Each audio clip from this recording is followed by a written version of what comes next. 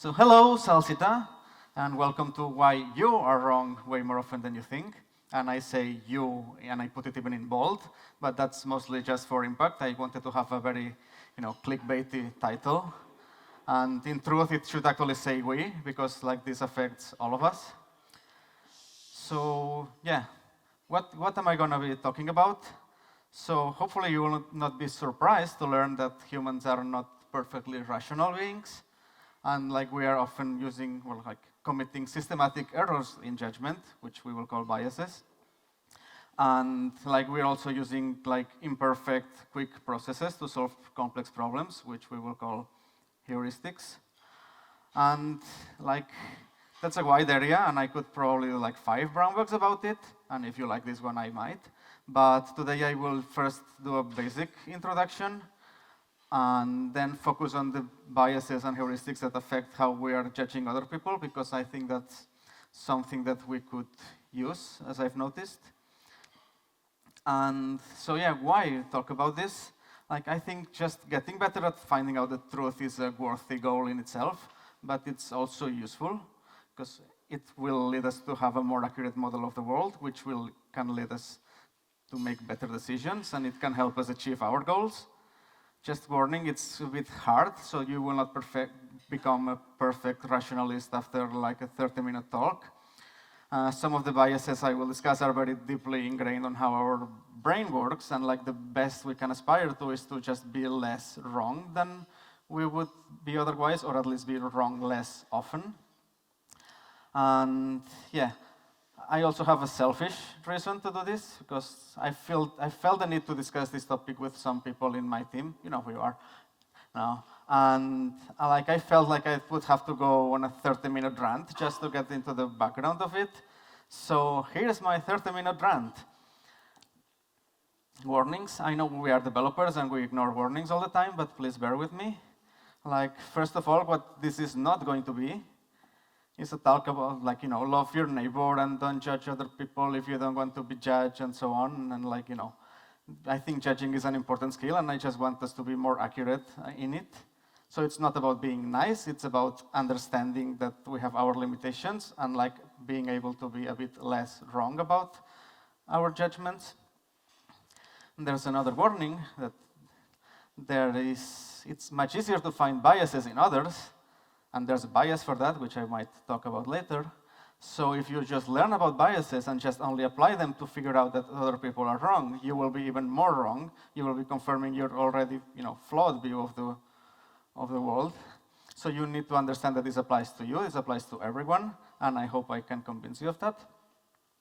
And if you think that you will not be able to see yourself as a flawed member of the human race, and you will just use this knowledge to confirm that other people are wrong and you are right, then this is going to be counterproductive.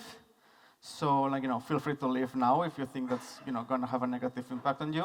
We will not judge you. I'm serious.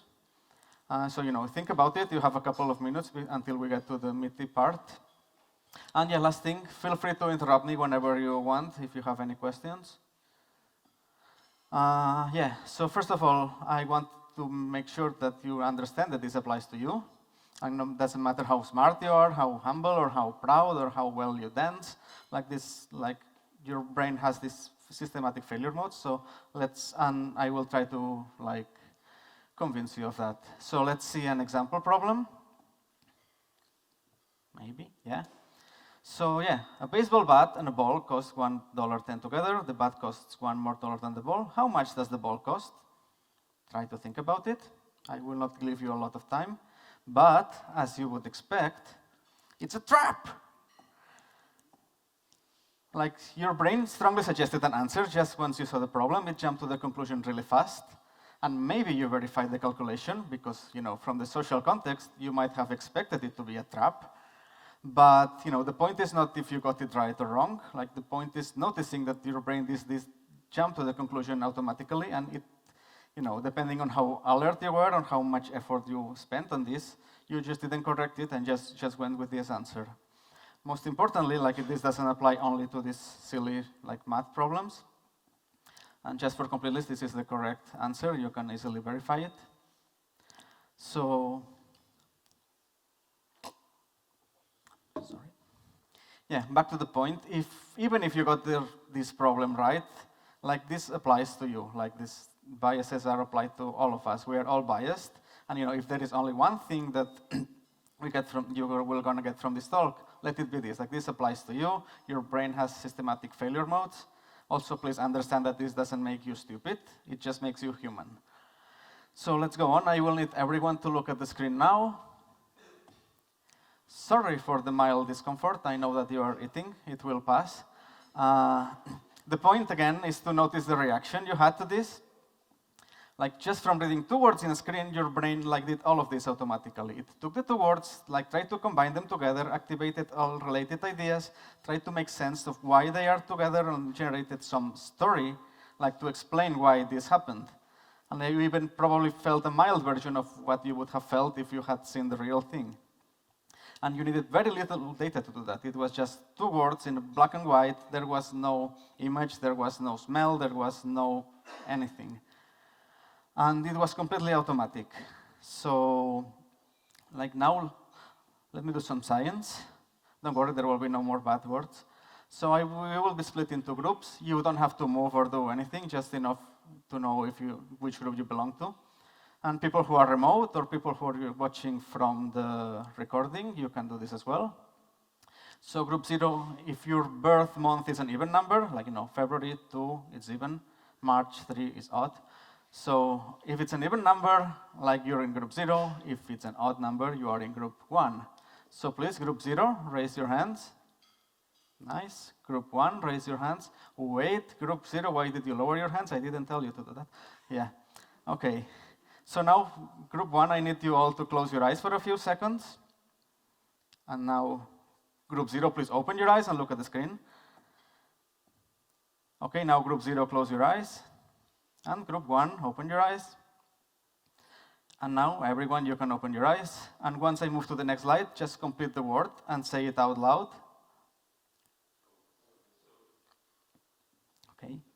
So, if you're in group 0 and said soup, please raise your hand.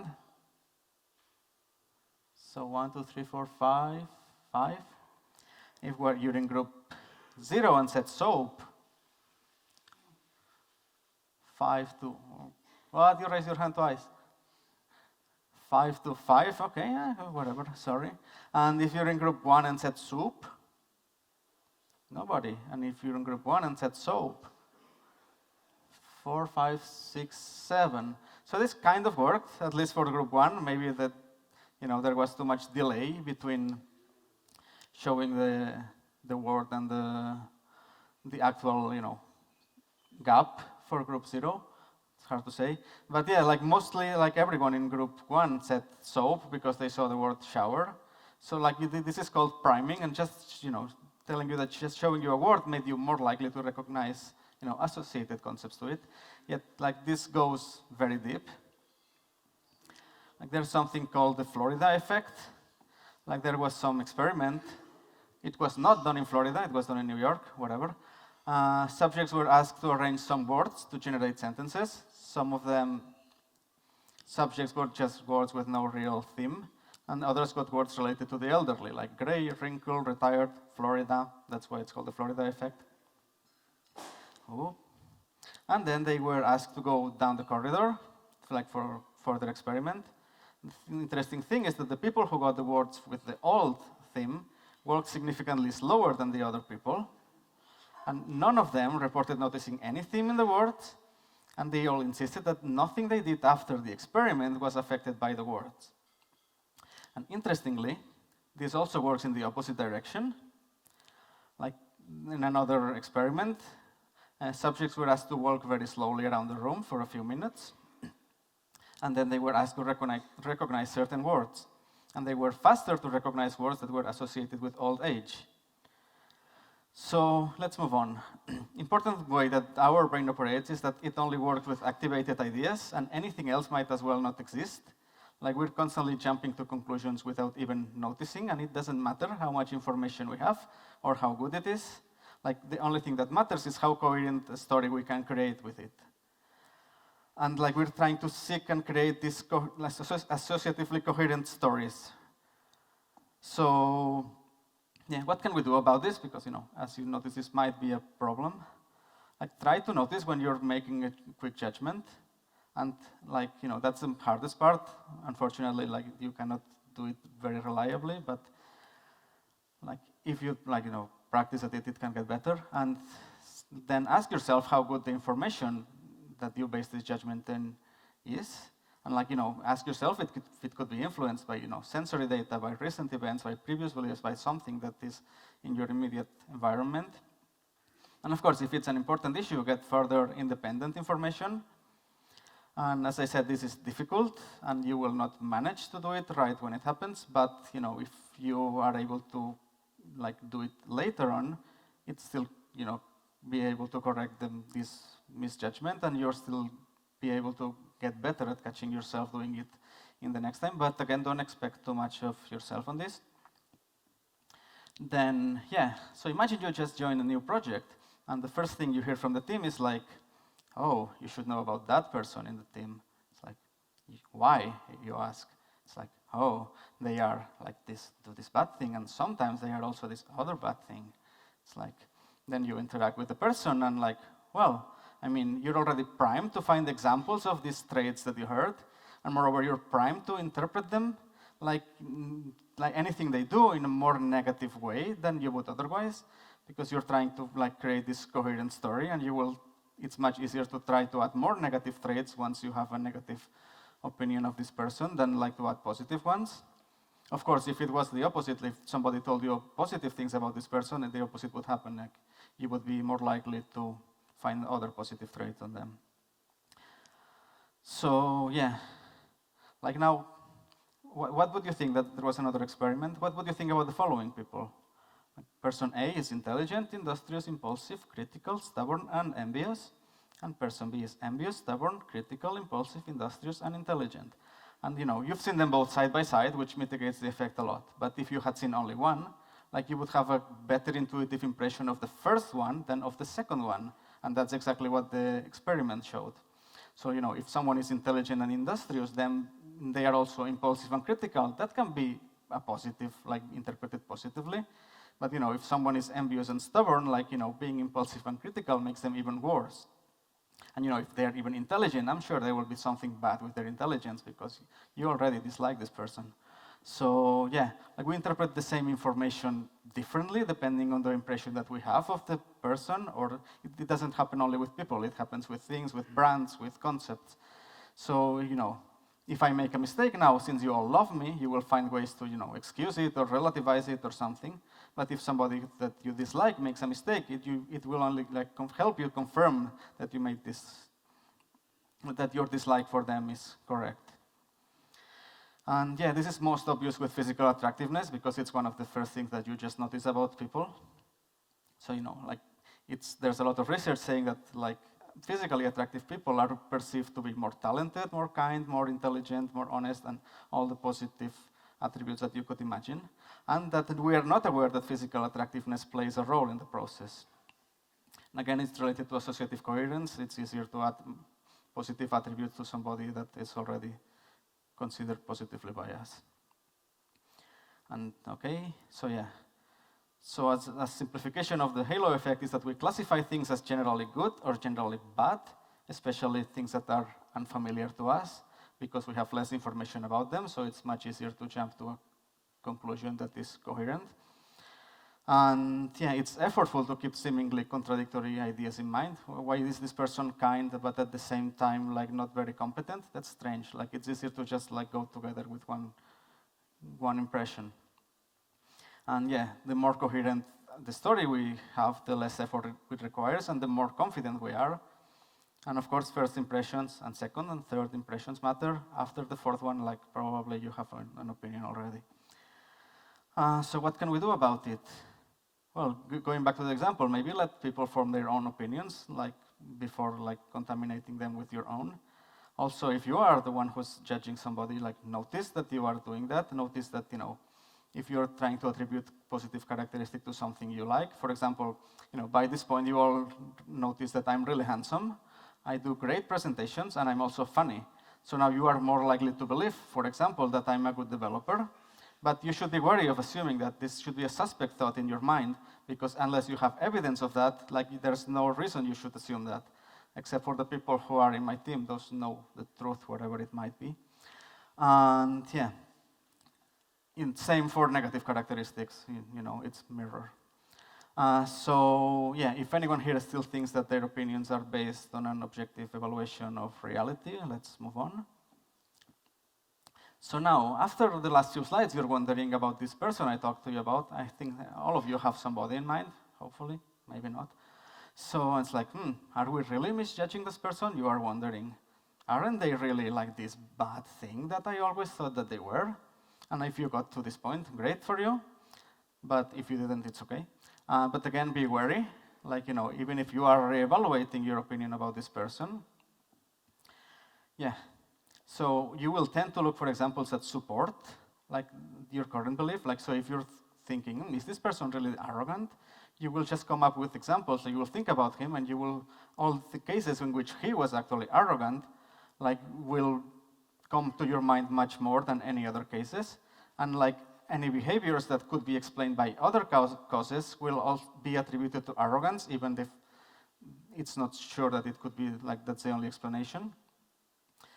And yeah, again, it's difficult to hold contradictory like information in our brains. On changing our minds is even harder.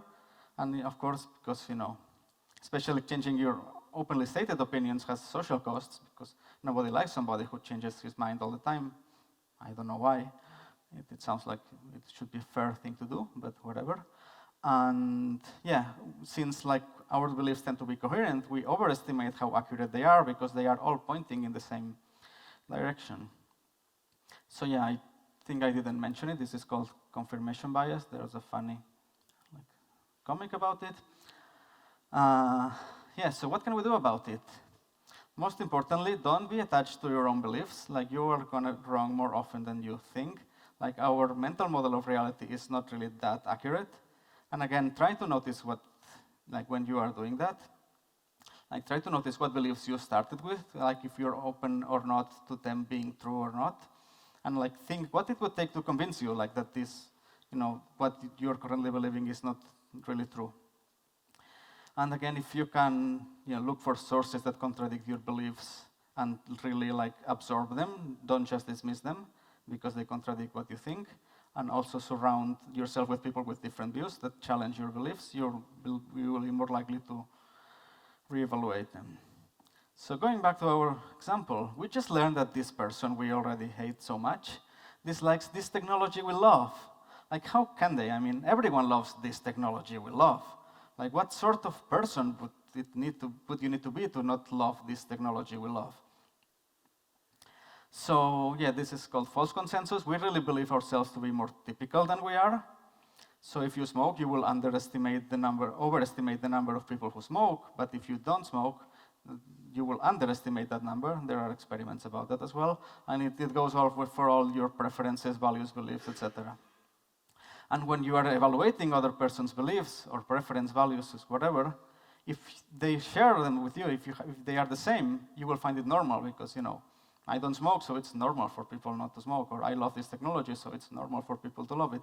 But if they don't, we will think that this is telling us something about this person, like, why doesn't he love this technology? Like, it's like, there must be something with him that, that explains it. It's not normal.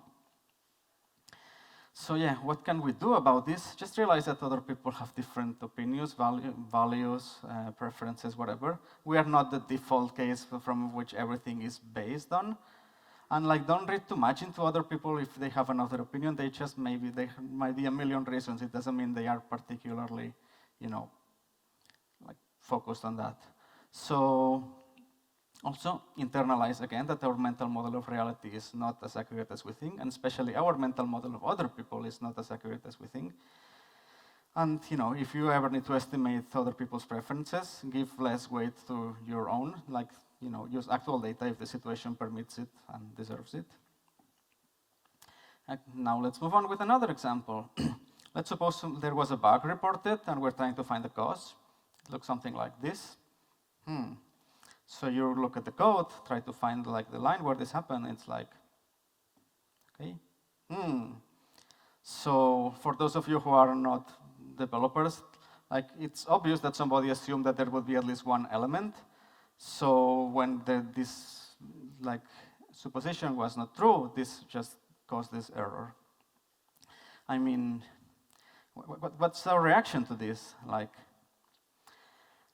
whoever wrote this code, and I let you in a secret, it was our colleague from the previous examples, like, they should have anticipated it. I mean, it's obvious if there's no element, this is going to crash. Why would he not notice, and why would he just leave the code as it is, just with the error waiting to happen? I mean, was it really obvious, or really just obvious in hindsight? Maybe all the existing data up to that point relied on there being at least one element. Maybe that's still a valid invariant, and the data that we are using now is wrong. Like, there might be like a dozen reasons why somebody would not notice, or why this was not obvious at the time when the decision was made. And like, the point is that after knowing that it broke, we are not able to forget that we know that. So we overestimate how predictable it was that this would happen. There was another experiment, there was a conflict between the Gurkhas, that's some people in Nepal, and the British in 1814. That was not the experiment, that's a historical fact. And then later on, there was an experiment when 5 groups of students were given the same background knowledge about this conflict. They were asked what probability they would have assigned to various outcomes of for this conflict in retrospect. Like, basically, without knowing what had happened, just having the basic information about it. So like, outcomes were the British victory, Gurkha victory, and so on. And each group from 1 to 4 was told that, like group 1 was told that the British had won, group 2 was told that the Gurkha had won, and so on. And group 5 was not told anything about any outcome. And as you would expect, groups 1 to 4 assigned a much higher probability to the outcome that they were told was the historical truth than any other group. So for example, group 1 assigned 57% probability to outcome 1. So yeah, like, the point is that we are unable to reconstruct the beliefs that we had before learning this new information. And our beliefs are also validated by the new information. Like, it happened, so obviously it had to happen, and it was very easy. Like, everyone should have noticed that it would happen. So this leads us to think that the past is more predictable than it actually was. And it leads us to think that people are less competent than they really are. And confirmation bias, if we ever try to examine the case, like, will lead us to find evidence that favors this explanation and ignore evidence that pointed to like another outcome being possible. So we will find more ways that this could have been predicted and we will ignore anything that pointed to another outcome. So yeah, that's the best way to make accurate predictions is this. Just do it after the fact. I would recommend it if you are, if you want to predict something and you can do it after the fact, you will be much more accurate. So yeah, what can we do about hindsight bias? Again, notice it. Like, notice that we're evaluating something in the future once we know this already. Like, what the result of this was or what already happened. Internalize again that our mental model of reality is not accurate, and just because something happened doesn't mean it was predictable. It can help you to think about a few ways it could have been gone differently. Also, it can help you to think about when the prediction was made, like how much information was available, how much effort was put into predicting this, what was the situation in which we were predicting this. And yeah, if you want to test yourself, you can try to make similar predictions from data that you currently have, write them down and check your results later, and you will see. Let's move on. So our friendly colleague, again, we wrote him an email, and we were expressing like 2 possible solutions to a problem. And like, obviously, the second one is better, and like, the language we use is pointing to that the second one is much better. And like, the first solution would work, but we don't really like it because it has some drawbacks, and so on. And of course, like, later on, they will answer saying that they will implement the first one. I mean, why did he not understand it? Like, it was very obvious that the second solution was better. So what's the problem here? So like, maybe we were not as obvious as we think. Next experiment. Jane recommends a restaurant to Mark. Mark eats there and discovers either an impressive food and mediocre service, or delicious food and impeccable service. And then Mark leaves this message in Jane's answering machine. Jane, this was from the 90s, sorry. Jane, I just finished dinner at the restaurant you recommended, and I must say, it was marvelous, just marvelous. Will Jane perceive the message as sarcastic? So of course, the people were divided into two groups. Each one of them was told either that, case one or case two. So for people who were told the scenario two, where Mark had a bad experience, 59% thought the message was sarcastic and that Jane would perceive the sarcasm. And people who were told that he got a good experience, only 3% thought that Jane would perceive the message as sarcastic. And of course, it was the same exact recording, the same exact message. And it's not like they were perceiving the sarcasm itself in whatever Mark's message, they were thinking that Jane would also perceive it. So again, we overestimate how much our mental state is known by others, and because we are too close to our own perspective, we know all the details, we know all our context, all our circumstances, while other people just don't. So yeah, good news about this, like just knowing about it can help. But yeah, when we try to communicate something, we should be way more clear than we think is necessary. And like we should remember that other people don't know everything we know, they don't have all the context. And when we are communicated, like somebody tells something to us, like if we find something might not be as clear as we would like to, just don't assume it, just confirm it and ask them to clarify. Again, you arrive to the train station and you see somebody kicking a vending machine and swearing at it and like, what an angry person, right? And of course, it's our colleague from before. And yeah, well, maybe from his perspective, like, he was thinking, Jeff, my bus was late, and then my train left early, so I missed it, and my report is overdue, and my boss will be angry about it, and the machine has just swallowed my money again for the third day in a row. I don't even know why I'm using this stupid machine, and I mean, anyone would kick it in my situation, right? So yeah, fundamental attribution error means that when we are judging ourselves, we're more likely to attribute behavior to external factors, like our own circumstances. Because we know our full story, we can explain everything by the circumstances. And again, we think that our attitudes are more generally shared than they are. So, anyone in my situation would have kicked the machine. And the opposite, like when we're judging others, we're more likely to attribute their behavior to internal factors. It's like, this person is just like that. This person is angry, they kick the machine. Like, we only see the result, we don't know their circumstances, so it's just very easy. Like, he kicked the machine, he is angry, solved, I don't have to think more. And of course, the closer a person to us is, the more we can, we know their external factors, and the more we can apply them to explain their behaviors. So our, closest, team members or family members or somebody are like more complex people than somebody like from the street. So we are more able to, attribute attitudes or behaviors to external factors in that case. Interestingly, another experiment, this happens even when we are provided an explanation for the behavior.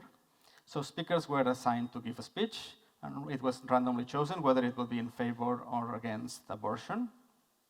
And there were some experiment subjects that were told exactly this, that the speakers would, like the direction of the speech was randomly decided.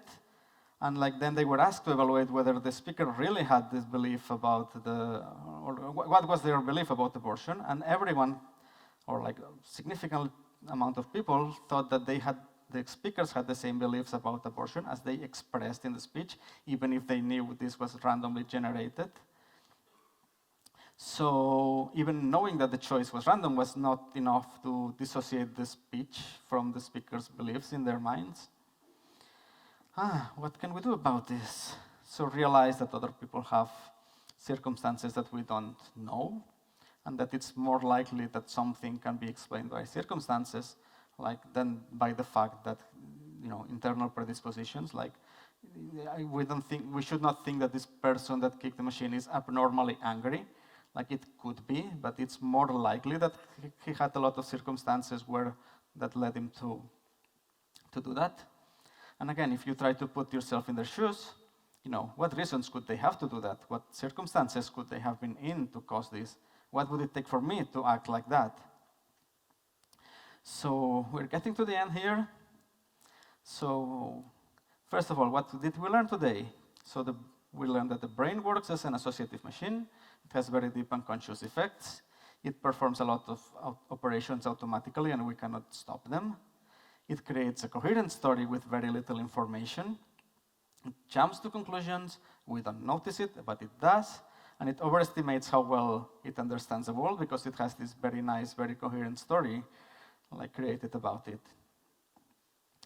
Moreover, we simplify things into either good or bad. We try to reinforce our beliefs even when we are trying to question them. We overestimate how predictable the world is. We overestimate how much others are like us. We overestimate how much we are understood. And we overestimate how much others' actions are due to their nature as opposed to their circumstances. So just a reminder. So this applies to you. This applies to all of us. And I left one of the most important biases for last. I mentioned it before, though. So the bias blind spot is the bias of recognizing the impact of biases in other people, but not on yourself. So be cautious if you're suddenly finding biases in everyone else now, but you're, coincidentally, you don't have any bias. You're just like that. So if you think that, you have at least this one. So what can we do about it all? Well, you can go over the whole presentation again, but basically noticing when we do something like this will help, but it's very difficult. Notice when you jump to a conclusion. Notice when you are acting without enough information. Internalize that your mental map of reality is not as accurate as you think. Consider that there might be existing information out there that you don't know. Consider there might be many alternative explanations and not just the one that your brain just jumped on the first sight, and don't be too attached to your beliefs. So now I have questions. Who learned something? Raise your hand. Yay, so for those not in the room, I think almost everyone raised their hands. Who thinks they'll apply this to real life, either at Salsita or outside? Most of the people. And who'd be interested to know more? Again, most of the people. Nice. Thank you. So, do you have any questions for me? Then.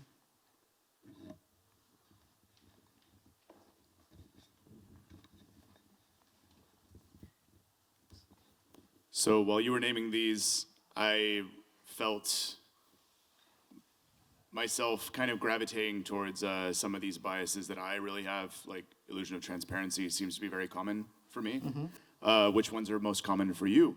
What? Personal time. Yeah, that's not a valid question, and I refuse to. I noticed while doing this that I do have this bias blind spot. It's much easier, once you know about all of this, to notice that other people are doing that, but not notice it about yourself. And I don't know, I feel like in most of the cases, I have all of them at one point or another. I don't even remember where the list was. Yeah, I don't know. I do all of everything. Cool. I have a lot of experience. Being cognizant of these biases and thinking about it, is there anything that you do to influence other people's biases positively? Yeah, I just did a 30-minute presentation, 40-minute presentation about it. And Every day? not every day. I could, but that would be quite exhausting. Yeah. I try to, when I notice somebody doing that, try to, tell them, or get them to the point where they ask themselves if there is another, alternative explanation, if they are not jumping to a conclusion, if they are not doing that. But I think just, knowing about this in more detail would help, and that's why I did this. Yeah. I really like the example of the intelligent and creative and then also pushy or whatever, Mm-hmm. those attributes. So just Yeah. I was thinking even presenting someone, flipping those might be something that one could do. But Anything else? Okay. So just wait a second, for reference, that's two books that inspired this. Also, it was inspired by some people here. And I have all the references with this document. And there, yeah, that's it. Well, thank you.